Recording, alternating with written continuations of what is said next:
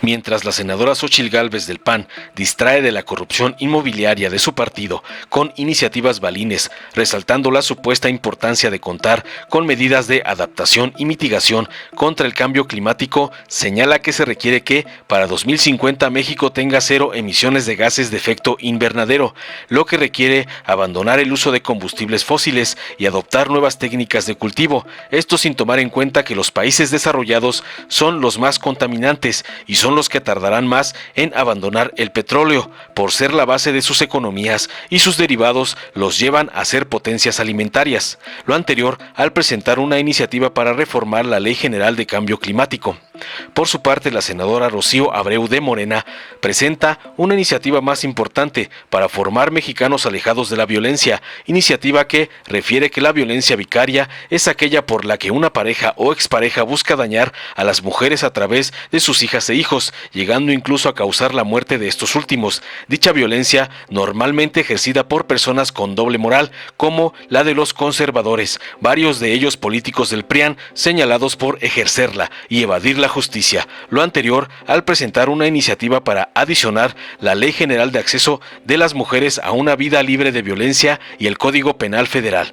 Veamos enseguida cómo la senadora Rocío Abreu de Morena presenta iniciativas más importantes para el pueblo de México que las cortinas de humo de Lady Inmobiliaria. Muchas gracias, Presidenta. Como saben, tuve la oportunidad de participar en la Cumbre Mundial de Cambio Climático que se llevó a cabo en Sharm el Sheikh, en Egipto. Y la verdad de las cosas es que escuchar a los jóvenes el reclamo que nos hacen a los políticos de no estar haciendo lo suficiente para contener el calentamiento global. Hay datos de casi un 40% de jóvenes que tienen pensado o no casarse o no tener hijos por la problemática a la que temen enfrentar. ¿Qué consecuencias tiene el cambio climático? Tiene consecuencias como la escasez de alimentos. Hoy en África están regresando hambrunas que no se habían visto hace muchos años. Pakistán acaba de prácticamente estar inundado una tercera parte de su país. Y nos decía la primera ministra, ni crean que las cosas se van a quedar en Pakistán.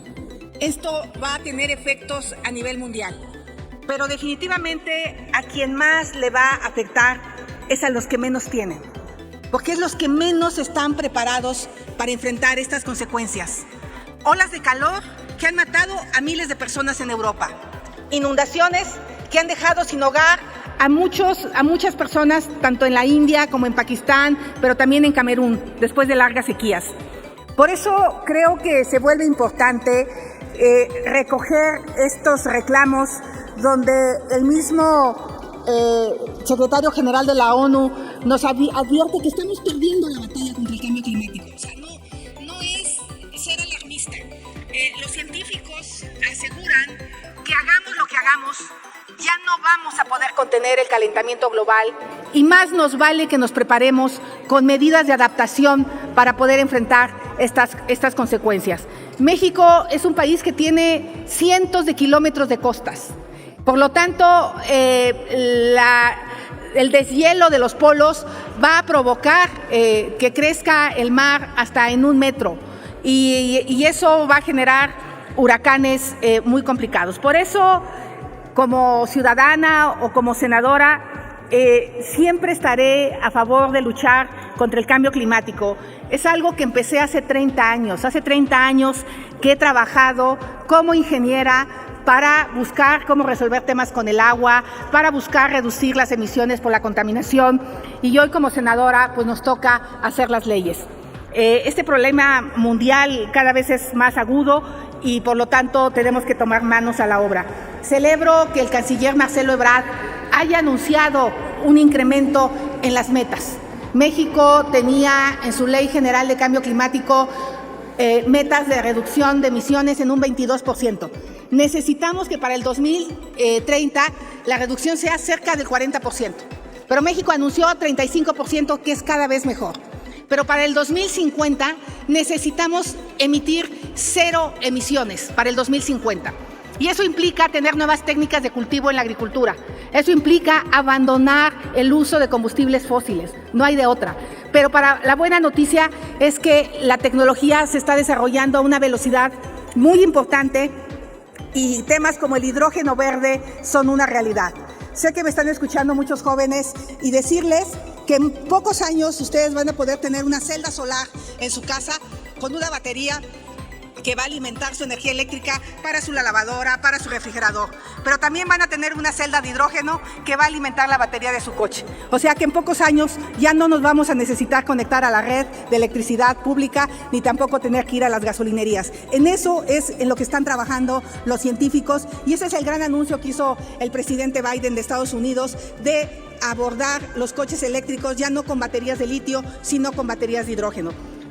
Por eso esta iniciativa lo que pretende, y agradezco a todas y a cada una de las senadoras de todos los partidos, porque tengo que agradecer a compañeros de Morena, a compañeros del Partido Verde, de Movimiento Ciudadano, a los integrantes del PAN, del PT, que se hayan sumado a esa iniciativa, que lo que pretendemos es actualizar las metas que están en la ley a las que anunció el Gobierno de México. Es modificar el segundo transitorio para que hoy, en lugar de decir 22%, diga 35%, y así hagamos compatible el discurso oficial anunciado por el Gobierno de México con el trabajo que tenemos que hacer las y los senadores. Quien desee sumarse a esta iniciativa, bienvenida, bienvenido, muchas gracias, y yo simplemente les digo, háganlo por las niñas, por los niños, por los jóvenes, no les condenemos a un futuro todavía más incierto del que ya tienen. Muchas gracias. Adelante, senadora Abreu. Muchas gracias, presidenta, y sin duda sumándonos como siempre en Malú a esta lucha contra la violencia. Con la venia de la presidencia, muy buenas tardes a todos y todos mis compañeros, así como a quienes nos siguen a través de la televisión, el canal del Congreso y las redes sociales. El día de hoy hago uso de esta tribuna para hablar sobre un tema que tiene que ver con la violencia contra las mujeres. Como bien sabemos, la historia de México está marcada por la violencia. Sin embargo, en los últimos años, la violencia que cada día sufren millones de mexicanas ha ido en aumento. Esta violencia que emana de la posición de subordinación, marginalidad, riesgo, en la cual se encuentra el sexo femenino respecto a los hombres. La Ley General de Acceso de las Mujeres a una Vida Libre de Violencia nos define a la violencia contra las mujeres como cualquier acción u omisión basada en su género, que se le cause daño, sufrimiento psicológico, físico, patrimonial, económico, sexual o la muerte tanto en el ámbito privado como en el ámbito público. También nos señala que diversos tipos de violencia como la psicológica, física, patrimonial, económica, sexual y feminicida. Nos dice que esta puede darse en distintos ámbitos como el escolar, el laboral, el familiar. Es aquí donde quiero referirme, en este último, ya que dicha ley nos dice que la violencia contra las mujeres es tomar como cualquier acto abusivo de poder o omisión intencional dirigida a dominar, someter, controlar o agredir de manera física, verbal, psicológica, patrimonial, económica y sexual a las mujeres dentro y fuera de su domicilio familiar, cuyo agresor tenga o haya tenido relación, parentesco o afinidad de matrimonio, concubinato o mantenga o haya mantenido una relación de hecho con la víctima. En este sentido, existe un tipo de violencia contra las mujeres que es una realidad, pero del que muy poco se habla, que no se encuentra contenido dentro de la ley citada ni dentro de algún ordenamiento federal. Me refiero a la violencia vicaria, misma que se define como aquella que tiene como objetivo dañar a la mujer a través de sus seres queridos y en especialmente de sus hijas y sus hijos. Este tipo de violencia, la pareja de la mujer o padre de los hijos ejerce una violencia extrema contra estos, llegando incluso a causarles la muerte. En el ánimo de causar daño a la pareja o expareja, supera cualquier afecto que pudiera sentir entre ellos. El homicidio de las hijas o de los hijos es la parte más visible de la forma de la violencia extrema que destruye por completo a la mujer. Sin embargo, este tipo también engloba la sustracción de los menores, así como la manipulación de hijas e hijos para que se pongan en contra de la madre, lo que puede desencadenar en agresiones. El objetivo principal de la violencia vicaria es el control y el dominio sobre la mujer. Es una expresión máxima de posesión en una relación de poder que se sustenta en la desigualdad. Desde 2015 en España tipificó este tipo de violencia, siendo el primer país que lo hizo. Asimismo, es una forma del Código Penal. Los casos de homicidio de menores por violencia vicaria son penados con prisión permanente. El Ministerio del Interior detectó que en junio del 2021 al menos 471 menores se encontraban en riesgo de sufrir violencia vicaria. Como medio de protección a los menores, ese mismo año se publicó una reforma al Código Civil que rechaza establecer un régimen de visitas respecto al progenitor que esté en un proceso penal por violencia doméstica contra el cónyuge o por violencia de género. Asimismo, según las cifras de España sobre niños fallecidos a manos de sus padres, del 2013 al 2021 se contabilizaron por lo menos 46 menores asesinados por violencia vicaria. En 2022 solo se ha contabilizado una víctima, lo que da un total de 47 víctimas.